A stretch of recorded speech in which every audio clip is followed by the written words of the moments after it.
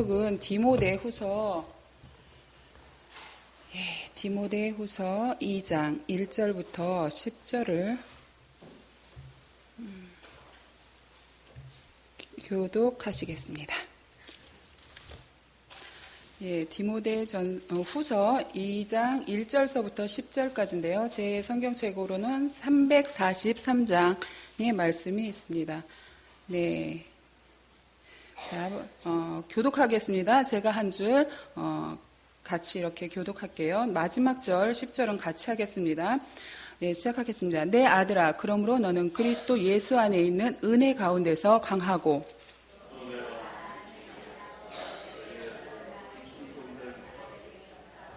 너는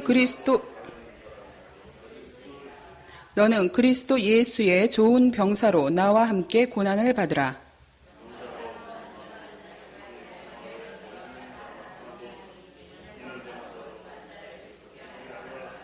경기하는 자가 법대로 경기하지 아니하면 승리자의 관을 얻지 못할 것이며 내가 말하는 것을 생각해보라. 주께서 범사에 네게 총명을 주시리라.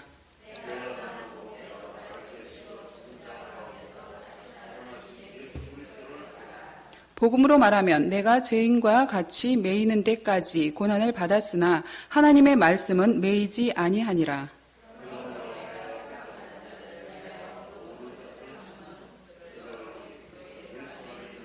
구원을 영원한 영광과 함께 받게 하려 함이라. 아멘. 오늘의 제목은 세계를 변화시킬 모임이라는 제목으로 말씀을 전하고자 합니다. 말씀이 조금 거창하지요. 우리 요 풀이 조그만 교회에서 세계를 변화시킬 모임, 어떤 모임일까요? 그 모임 중에서 먼저 우리가 알아야 할 것은 순수한 진리가 무엇인가라는 것이겠습니다. 진리면 진리이지 무슨 순수한 진리가 있는가 하시겠지요. 그러면 진리가 무엇일까요? 네, 진리는 변하지 않는 것을 말합니다. 이것을 고백할 때 자기의 것이 되는데요. 히브리서 13장 8절에 예수 그리스도는 어제나 오늘이나 영원토록 동일하시다 라고 말씀합니다. 맞습니다. 순수한 진리는 예수 그리스도이십니다. 영원히 변하지도 변질되지도 않습니다. 이것은 우리 인생에 있어서 가장 큰 스토리일 것입니다. 그런데 이 개념과는 달리 우리가 살고 있는 세상의 모든 것은 변하지요. 네, 현상은 항상 변하고 달라집니다.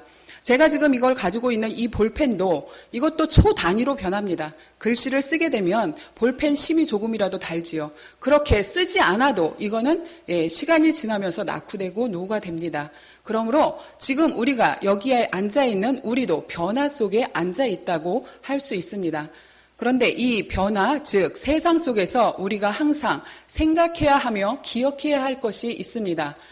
무엇이냐고요? 우리는 이 세상에 속한 사람이 아니라 하늘의 시민권을 가지고 있는 사람들이기 때문입니다. 시편 33편 6절에 보면 여호와의 말씀으로 하늘이 지음이 되었으며 그 만상을 그 입 기운으로 이루었도다. 또한 9절에 그가 말씀하심에 이루어졌으며 명령하심에 경고히 섰도다 라고 말씀합니다. 창세기 1장 1절에 보면 하나님이 천지를 창조하셨다라고 하십니다. 우리가 기억해야 할 분, 항상 생각해야 할 분은 바로 위대한 창조자 또는 창조주이신 하나님이십니다. 그 하나님은 능치 못할 일이 없으신 전능한 분이시기도 합니다. 세상을 말씀으로 창조하신 분이 가장 존귀하고 보배롭게 우리를 창조하셨다라고 합니다. 그래서 우리는 하나님의 걸작품들이라고 항상 우리는 말을 하죠. 시편 33편 13절에부터 보면 우리를 만들 때 머리카락까지도 세실 정도로 우리를 알고 계시는데 우리의 스쳐 지나가는 생각도 아시는 분이십니다. 또한 우리의 마음을 지으셨다라고 하십니다. 마음을 지으실 때 그 속에 영원을 사모하는 마음을 주셨다라고 전도서 3장 11절에 하반절에 말씀하고 계시는데요. 그리고 또한 계속해서 행동도 살피신다고 이 시편 기자는 말을 하고 있는데요. 이 말은 우리의 움직임 하나하나의 동작들을 하나님은 지켜보고 계신다는 것입니다. 우리가 혼자 있어도 우리는 혼자 있는 것이 아니라는 것입니다. 우리는 하나님을 볼 수 없습니다. 하나님은 빛이시기 때문에 우리가 하나님을 볼 때 우리는 죽게 됩니다. 그러나 하나님은 자신을 우리에게 보여주셨습니다. 골로새서 1장 15절에 보면 그는 보이지 아니하는 하나님의 형상이시오 모든 피조물보다 먼저 나신 이시니 16절에 만물이 그에게서 창조되되 하늘과 땅에서 보이는 것들과 보이지 않는 것들과 혹은 왕권들이나 주권들이나 통치자들이나 권세자들이나 만물이 다 그로 말미암고 그를 위하여 창조되었고 계속해서 또한 그가 만물보다 먼저 계시고 만물이 그 안에서 함께 섰느니라 라고 사도 바울의 말씀에 의하면 하나님이 자신을 보여주셨는데요. 그분이 바로 예수 그리스도이십니다. 그가 창조주 하나님이시다는 것입니다.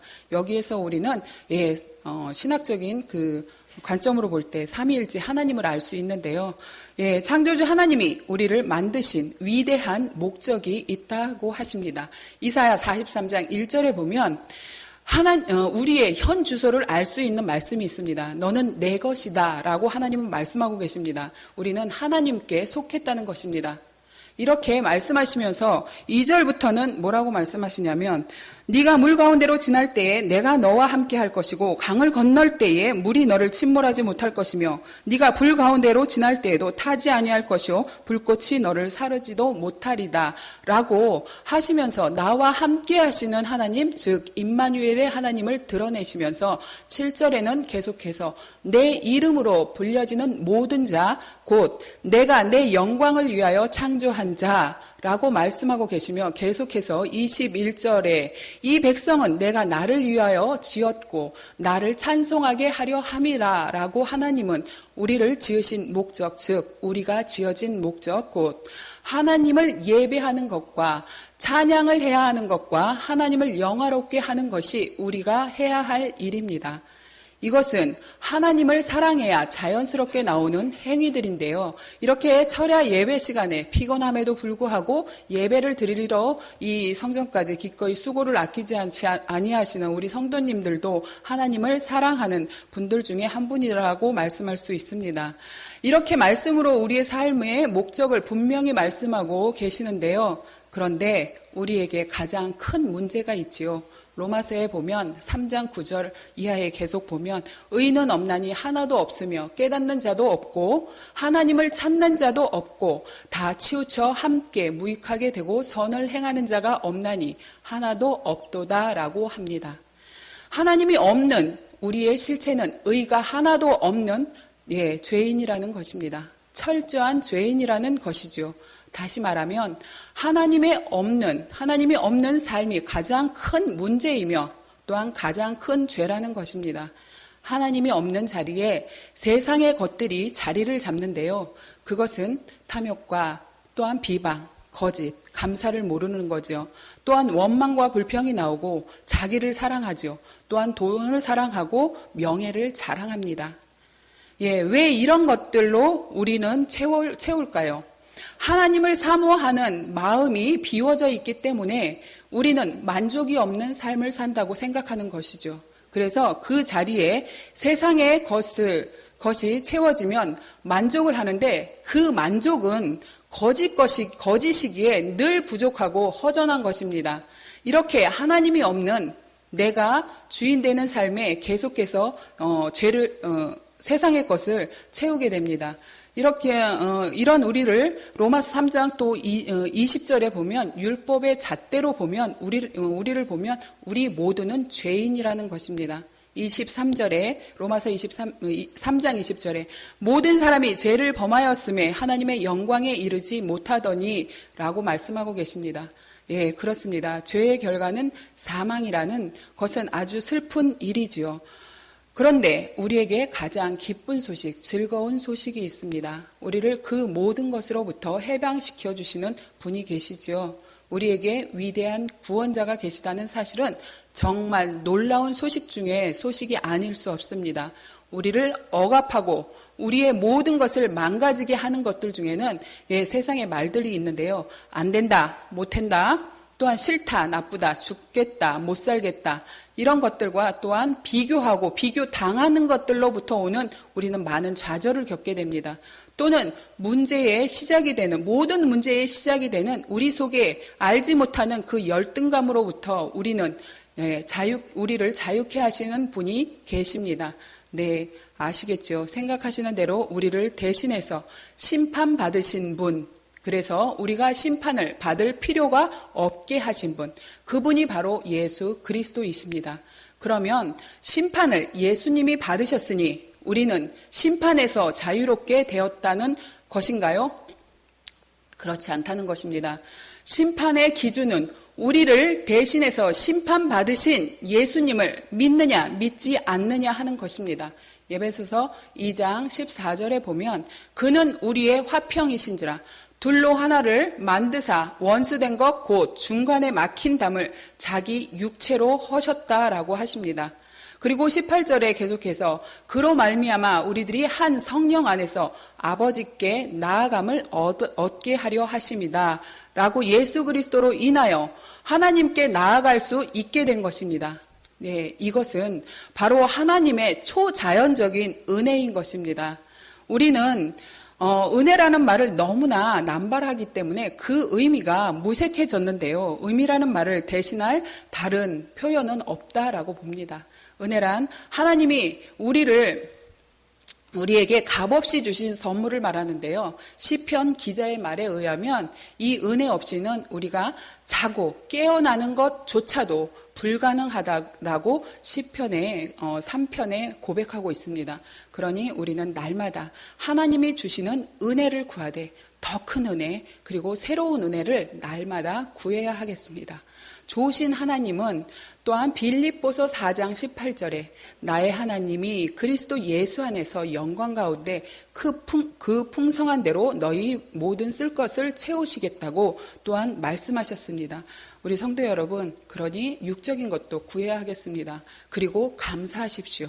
또한 에베소서 2장 4절과 5절에는 긍휼이 풍성하신 하나님이 우리를 사랑하신 그 큰 사랑을 인하여 허물로 죽은 우리를 그리스도와 함께 살리셨고 너희는 그 은혜로 구원을 받은 것이다 라고 말씀합니다. 아멘. 예수 그리스도가 구원자이시며 우리를 자유롭게 하는데 믿음으로 그거는 구원을 받는다라고 합니다. 여기에 계신 분들은 예수 그리스도를 믿습니까? 그렇다면 이제는 우리의 차례입니다. 가장 큰 위탁을 하셨는데요. 그건 우리의 헌신을 말합니다. 마귀는 우리를 은혜 속으로 가지 못하게 합니다. 그러나 하나님이 사랑이라는 그 성품 때문에 내가 거부해도 하나님은 나를 사랑하십니다. 이것이 굿뉴스이며 이 사랑으로부터 헌신은 출발하는 것입니다.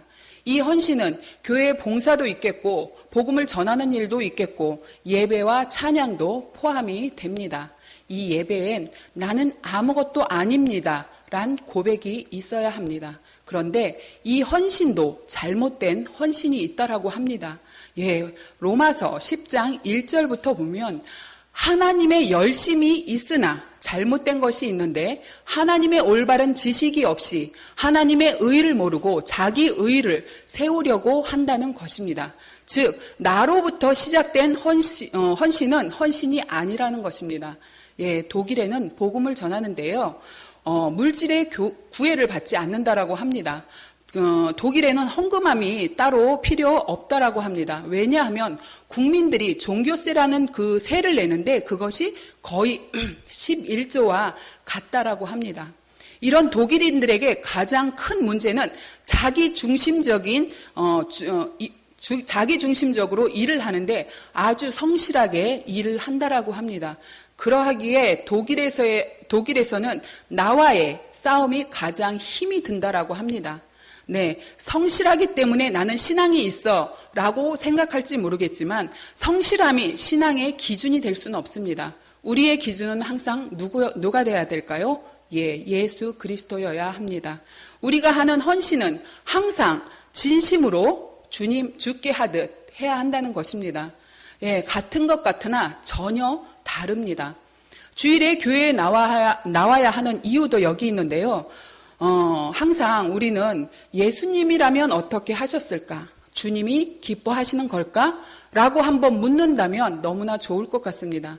제가 가끔 전도를 하다 보면 전에는 교회에 나왔는데 지금은 교회에 나가지 않습니다. 라는 그런 성도님들의 말을 듣고, 또한 우리 유초등부 아이들의 그 부모님들은 아이들은 교회에 보냅니다. 근데 부모님들이 안 나오는 분들이 의외로 많습니다. 그런 분들을 가끔 만나보면 전에는 교회 다녔어요. 근데 예수님은 믿어요. 기도는 합니다. 라고 합니다. 그런데 그런 부모들의 말을 저희가 가만히 생각해 보면 그분들은 내면에는 제가 생각했을 때, 그리고 또 다른 사람들하고 이렇게 이야기를 하다 보면 기독교는 싫은데 예수님은 좋다, 그리고 믿고 있다라고 이야기를 합니다. 이런 사람들을 우리는 비판하거나 정죄하기보다는 이런 분들을 예수님 앞으로 나오게 해야 하는 게 교회의 일이겠죠. 그래서 교회는 성령을 통해서 그리스도를 보여주어야 하는 책임이 있는 것입니다. 그리고 이 헌신 중에 가장 위대한 일이 있습니다. 그것이 무엇일까요? 또한 어떻게 해야 할까요? 가장 위대한 일은 생명을 구하는 일인 바로 복음을 전하는 것입니다. 오늘 본문을 읽은 그 디모데후서 2장 1절에서 10절까지 이 전도하는 내용을 살펴보면 가장 먼저는 강해져야 한다고 합니다. 1절에 보면 은혜는 다른 말로 표현하면 사랑을 받는다라고 말을 바꾸어 말할 수 있는데요. 사랑을 받으면 우리는 강해집니다. 이것을 드라마에서 이 말을 쓰더라고요. 사랑받았던 기억이 평생을 살아갈 힘이 된다라고 하더군요. 근데 이 세상에서 하는 사랑에도 이렇게 힘이 있는데 우리는 어때요? 위대하고 완전한 사랑으로 우리를 사랑하시는 하나님의 사랑, 은혜를 하나님이 우리에게 주시고 계시고 주셨습니다. 그 은혜로 우리는 강해질 수 있는 것입니다. 전도를 하다 보면 영과 육이 강해져야 전도를 합니다. 그리고 우리는 3절에 보면 병사라는 군대 용어가 있는데요. 그걸 왜 사용하였을까요?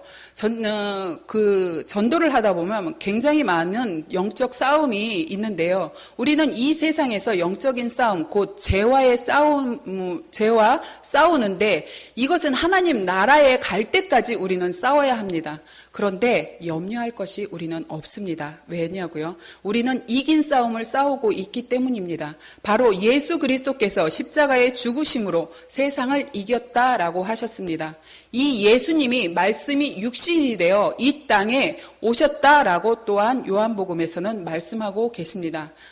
세상을 이길 수 있는 법, 마귀의 유혹을 이길 수 있는 법은 다름 아닌 성령의 곧 말씀입니다. 말씀대로 지키며 살고 말씀으로 묵상하면서 그 말씀을 주신 말씀으로 이길 수 있어야 하고 이겨야 합니다. 이것은 우리에게 엄청난 특권이며 우리에게 엄청난 복이라는 것입니다. 세상의 죄의 종으로 사는 것이 아니라 하늘나라의 시민권을 가진 자유인으로서 사는 것이기 때문입니다. 또한 계속해서 4절에 보면 예수 그리스도의 군사로 복무해야 하는데 그것은 바로 복음을 전하는 일이겠지요. 계속해서 복음을 전하는 일에 필요한 것을 공급해 주어야 한다고 사도 바울은 성도들에게 권면을 하고 있습니다. 또한 전도를 하다 보면 하나님은 우리에게 약속하신 것이 있습니다. 그것은 7절에 우리에게 범사의 총명함을 주신다라고 하셨습니다. 전도를 하면 갖가지 다양한 직면들을 만나게 되는데요. 그때 하나님은 해결할 수 있는 총명함, 우리가 살아갈 수 있는 총명함도 그때 많이 주시는 걸 저는 많이 체험을 하는데요. 계속해서 8절에 보면 마태복음의 족보, 나는 맨 처음에 그게 필요한가라고 생각을 했는데, 사도 바울 선생님은 유대인들에게 복음을 전하기 위해서 이 마태복음의 족보가 쓰여졌다라고 계속해서 말씀을 하고 있습니다. 이것을 볼 때 사도 바울의 초점은 오직 복음에 있는 것을 볼 수 있는데요. 우리가 아는 대로 복음을 전하는 자 중에서 가장 열정적으로 복음을 전한 사람을 성경에서 꼽자라고 하면 사도 바울이겠지요. 사도 바울을 보면 빌립보서 3장 4절에서 6절에 보면 바울은 최고의 학문을 가졌는데 그것을 버렸다라고 합니다. 그리고 그때 당시에 바리새인 중에 바리새인이라는 것은 그 당시에 보면 젠틀맨 중에 젠틀맨, 가장 지금으로서 보면 괜찮은 사람이었고 있는데요. 히브리인이라는 것은 선택된 백성이라는 그런 선민 사상이 강한 사람이었습니다. 그리고 사도 바울은 로마의 시민권을 가지고 있었던 사람인데요. 그 당시 로마 시민권을 가진 사람은 때릴 수가 없었습니다. 왜냐고요? 그것은 로마를 욕하는 것이기 때문에 함부로 때리면 안 되는 그런 로마 시민권을 가지고 있는 사도 바울이었습니다. 사도 바울은 이 모든 것을 다 갖춘 사람이었습니다. 근데 이것은 세상의 관점으로 보면 이런 사람은 아쉬울 것이 없는 그런 사람이었습니다. 근데 그런 사람이 이 모든 것을 버렸고 그리스도를 위하여 이것을 해로 여겼고 배설물로 여겼다라고 합니다. 다른 번역본에 보면 똥으로 표현되고 있습니다. 이런 고백은 어떻게 나올까요? 예수 그리스도를 인격적으로 만난 후, 다시 말하면 사도 바울 속에 계신 생명이 무엇인지 성령님에 의해서 깊이 깨달았을 때 예수를 아는 지식이 가장 고상한 것이며 예수 안에서 하나님의 부르심, 즉 복음을 전하는 일을 사명으로 알고 전한 그런 분이시죠. 예수님의 마지막 지상명령인 복음을 전하라고 말씀하신 그 말씀을 지킨 그런 분이십니다. 그렇다면 우리를 죽음에서 생명으로, 또한 어두움에서 빛으로, 절망 속에서 희망이 되시는 분을 전하는 일이 가장 위대한 일이며 가장 먼저 해야 할 일이라고 봅니다. 복음만이 내가 살 길입니다. 복음을 전하다 보면 내 안에서 알 수 없는 생명이 힘이 넘치는 걸 저는 많이 느낍니다. 그래서 복음을 살 때 내 안에 생명이 살아있음을 체험하게 되는데요. 이렇게 복음만이 내가 살 길이며 복음이 우리 가정을, 이 사회를, 이 나라를 더 나아가서 복음만이 세계를 변화시킬 수 있습니다. 그러하기에 여기에 모인 나와 우리 성도님들은 세계를 변화시킬 수 있는 그 모임 중에 한 사람 한 사람이라는 것입니다. 때를 얻든지 못 얻든지 우리는 복음을 전해야 합니다. 복음을 전하십시오. 기도하겠습니다. 할렐루야. 전능하신 살아계신 하나님 아버지 감사합니다. 부족한 종을 통하여 하나님 아버지의 말씀을 대언하게 하심을 너무나 감사기도드립니다. 하나님, 부족하지만 복음을 전할 때에 하나님 아버지께서 그 말씀에 살아 운동력이 있어 우리 각자 듣는 분들에게 하나님 말씀이 심겨지게 하시고 그 말씀에 의하여 살아갈 수 있는 힘과 능력을 허락하여 주시기를 주여 간절히 원합니다. 무엇보다도 우리가 이 땅에 태어난 목적, 우리를 지으신 목적을 잊지 않게 하시고 하나님의 영광을 위하여 하나님을 예배하고 찬송하기 위하여 이 땅에서 살아가야 할 목적이 있음을 우리들이 잃지 않게 하시고 좌로나 우로나 치우치지 않게 하여 주시옵소서. 누구보다도 하나님을 사랑하는 자 되게 하여 주시고 그 사랑을, 그 은혜를 하나님 많은 분들에게, 믿지 않는 분들이나 또한 지금 나오지 않은 많은 분들에게 하나님의 복음을 전할 수 있는 우리 성도님들이 다 될 수 있도록 저와 또한 성도님들을 하나님 은혜로 덮어주시고 능력으로 덧입혀 주시기를 주여 온전히 원합니다. 주님께서 함께하여 주시고 하나님 또한 이후에 기도 시간 가운데에서도 성령으로 기름 부어주셔서 함께 성령의 능력에 따라 또한 성령의 말하게 하심에 따라 바르게 기도할 수 있는 저희 모두가 될 수 있도록 주님 축복하여 주시고 함께하여 주시기를 주여 원합니다. 감사하며 살아계신 우리 주 예수 그리스도의 이름으로 기도드립니다. 아멘.